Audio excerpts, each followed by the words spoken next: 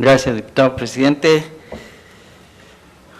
Señor secretario, sin el ánimo de ser reiterativos, pero desde el Grupo Parlamentario del Partido del Trabajo,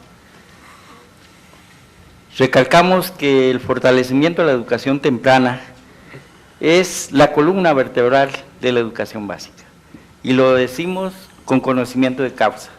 Como resultado de las investigaciones de los neurocientíficos, han manifestado que es en esta etapa cuando el niño desarrolla los millones y millones de neuronas, y si no se le da la estimulación adecuada a ese niño, no podrá desarrollar sus inteligencias múltiples.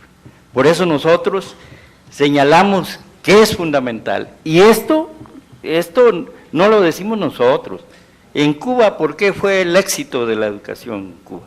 Porque le pusieron mucha atención a la educación temprana. ¿Por qué en Finlandia? ¿Por qué hoy en Islandia? Y por eso nosotros, como la red hemisférica de parlamentarios y exparlamentarios, estamos impulsando, no solo a nivel del país, sino a nivel latinoamericano, que tomemos como referente del éxito de la educación a la educación temprana. En ese marco, yo quiero preguntarle y ser muy concreto. ¿Hasta cuándo se echará a andar la licenciatura en educación inicial, que es un hueco que no se ha podido llenar y que no hay especialistas en el ramo y que es fundamental para el desarrollo de la educación?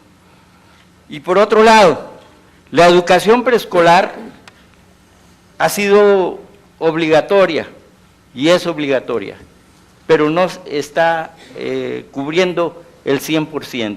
Todavía en el país no se ha llenado al 100%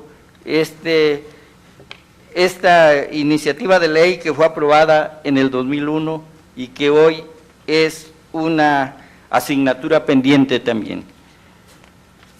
¿Y qué acciones está tomando la Secretaría de Educación Pública para la articulación de la educación temprana en el país? Porque también esa es una asignatura pendiente. Si no hay una articulación de la educación inicial en el país, no habrá éxito en la educación media ni en la educación superior. Por sus respuestas, muchas gracias. Pues ahora tiene el uso de la palabra el secretario de Educación para dar respuesta, hasta por 5 minutos.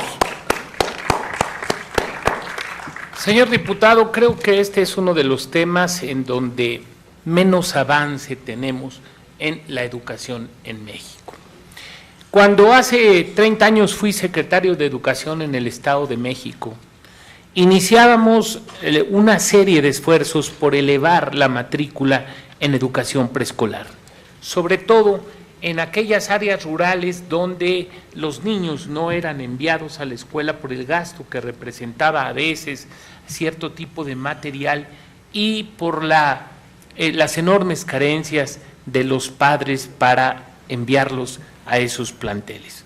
Hoy la educación preescolar ha llegado a una matrícula importante, no ciertamente como la que tiene la educación primaria o la educación secundaria, pero que refleja ya un buen número de estudiantes en ese nivel que adquieren lo que entonces decíamos desde entonces que adquiría un niño en preescolar: psicomotricidad fina, sociabilización, capacidad artística, trabajo colaborativo, en fin.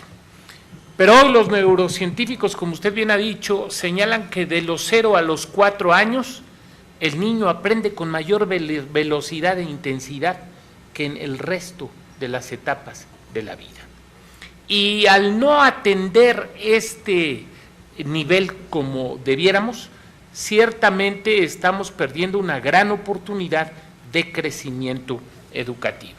En la Secretaría hemos estado creando un modelo de atención con enfoque integral en educación inicial, pero evidentemente el camino que nos queda por recorrer es muy, muy amplio. Queremos que las autoridades educativas de los estados se unan a este esfuerzo, dado que ellos son los operadores reales de la educación básica en sus respectivos territorios, en los estados de la República.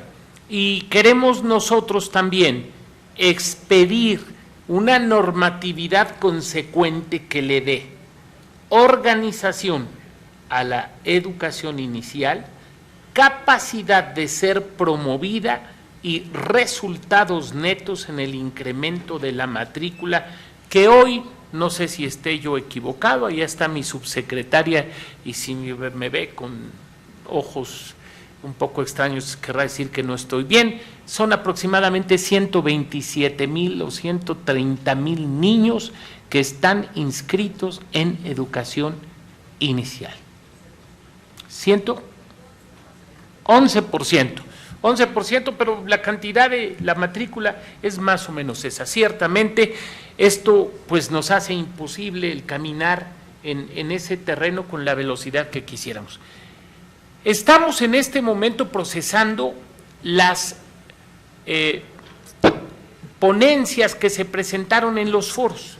Asistieron cerca de 25,000 pedagogos y expertos y nos presentaron aproximadamente 18,000 ponencias. Estamos procesándolas para ofrecer el modelo educativo como proyecto, porque requiere ser consensado con todos los sectores de la sociedad que intervienen en la educación, y entre ellos los padres de familia, por supuesto, para que a finales del ciclo escolar actual tengamos ese proyecto de modelo educativo. Y una vez que se apruebe, tenemos que hacer muchísimas cosas: la aprobación de nuevos programas, la aprobación de nuevos planes, la aprobación de nuevos materiales, la capacitación o formación del maestro en las áreas que aparezcan con motivo de las reformas, y la actualización de aquellos que, estando ya en servicio, quieran adherirse a estas nuevas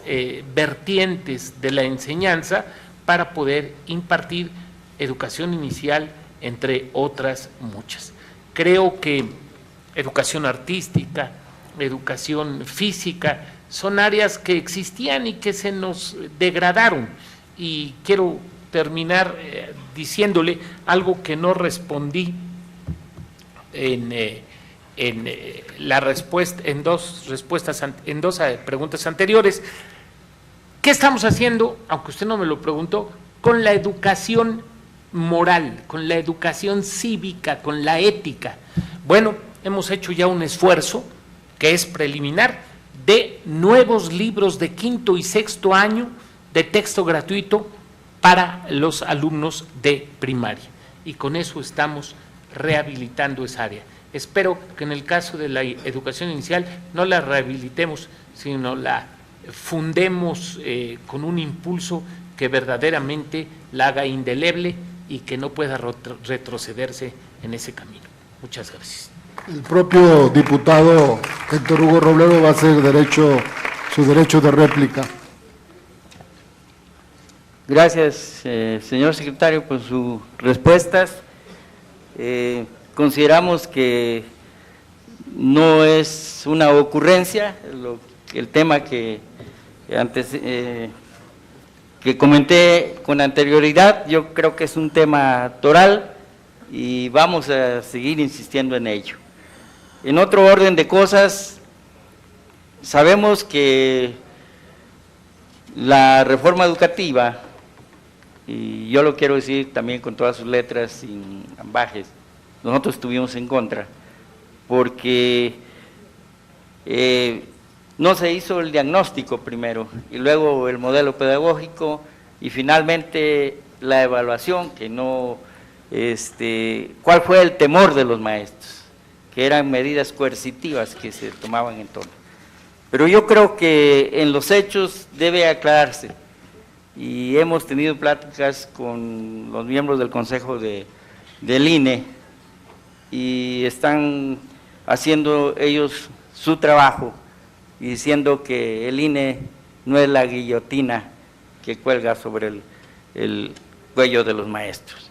Y tendremos que defender también el normalismo, porque nosotros somos maestros normalistas, y sería una aberración no defender el normalismo en México.